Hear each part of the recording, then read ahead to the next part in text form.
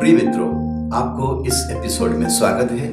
ये हमारे ग्रामीण शिक्षा को लेकर हमारे दूसरे एपिसोड है।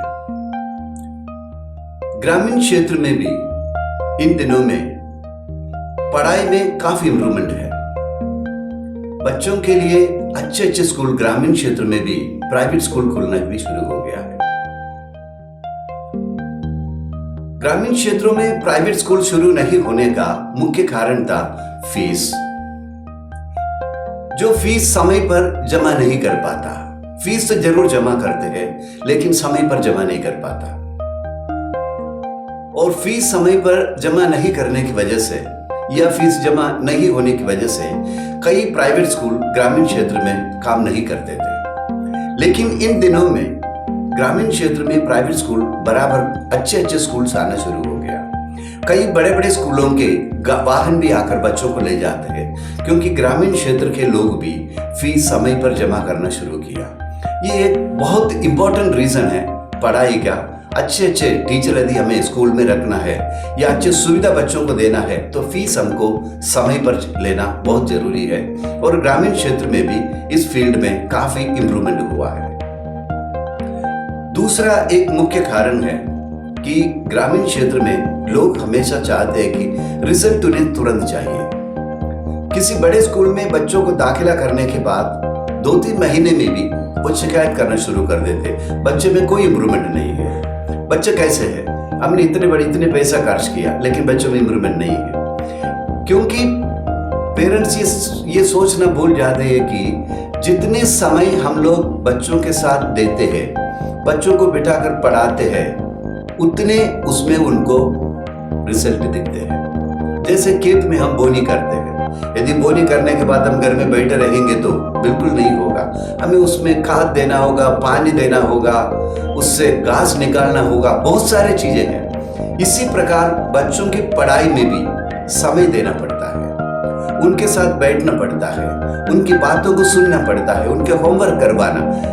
ग्रामीण क्षेत्र में भी इन बातों का लेकर काफी चिंतन हुआ है और इम्प्रूवमेंट बच्चों में दिख रही है आजकल। तो पढ़ाई का इम्प्रूवमेंट होने का मुख्य कारण है कि ग्रामीण क्षेत्र में माता पिता बच्चों के साथ समय देकर उनको पढ़ा रहे हैं घरों में भी। दूसरा एक मुख्य बिंदु यह था कि नए स्कूल जैसे ही शुरू होती है, जिस स्कूल में बच्चे अच्छे पढ़ रहे वहां से भी बच्चों को निकालकर नए स्कूलों में भेज देते हैं। जो स्कूल अभी शुरू ही हुआ है उनकी मान्यता है कि नहीं, हम कुछ भी नहीं देखता, हमारे दोस्ती है या हमारे समाज के है, तो हमने बच्चों को निकाले उन स्कूलों में भेज दिया।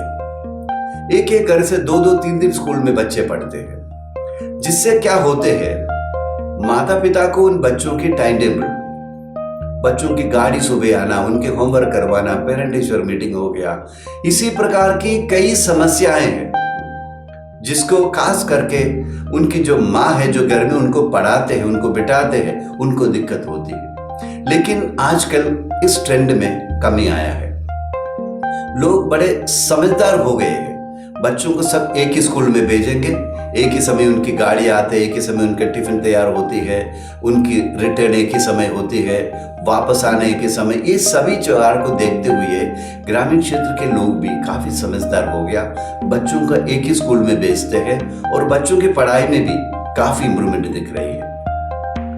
एक और समस्या ग्रामीण क्षेत्र में हम देखते थे कि लोगों को लगते थे कि इंग्लिश मीडियम में हमारी परसेंटेज नहीं बनेंगे, या इंग्लिश मीडियम में हमारे बच्चे पढ़ने, हम बच्चों को दिक्कत है, या सरकार की कोई ऐसे योजना आ गया बच्चों को, मतलब पढ़ने में बहुत अच्छे बच्चे हैं, उनको 8वीं में, 9वीं में या फिर 12वीं में उनको बाहर के स्कूलों में भेज देंगे ताकि उसमें फीस भी नहीं देना।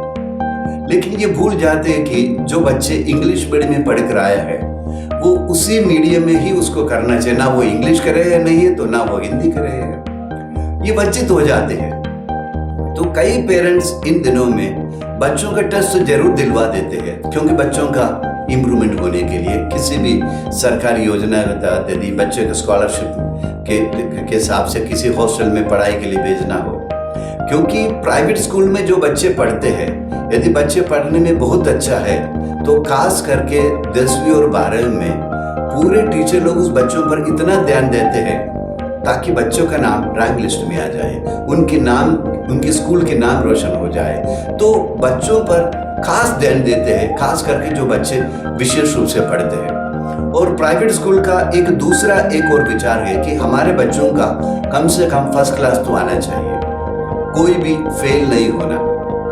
इन चीजों को लेकर जो बच्चे पढ़ने में कमजोर है, उन पर भी प्राइवेट स्कूल बहुत ध्यान देते हैं। और जो बच्चे प्राइवेट स्कूल छोड़कर दूसरे सरकारी स्कूलों में जाते हैं, वो पढ़ाई तो जरूर करेंगे, परसेंटेज भी बनेंगे, लेकिन उनमें कितने बच्चे आगे निकल पाते हैं, इन चीजों को ग्रामीण क्षेत्र के लोग भी समझना शुरू किया। उसके नतीजे ये है कि उन लोग बीच में, जैसे बच्चे 10वीं में आ गया है या 9वीं में आ गया या 12वीं में आ गया, बच्चों को नहीं निकालते। उन्हें मालूम है कि बच्चों के माहौल बदलने से उनकी पढ़ाई में बहुत फर्क पड़ेंगे। तो इसी प्रकार कुछ बिंदु है जो ग्रामीण क्षेत्र के बच्चों की पढ़ाई में इंप्रूवमेंट करने में पेरेंट्स का बहुत बड़ा योगदान रहा। और उम्मीद है आगे इसी प्रकार अच्छे सोच रखकर ग्रामीण क्षेत्र के लोग भी अपने बच्चों को बहुत आगे करेंगे। Thank you very much, wish you all the best.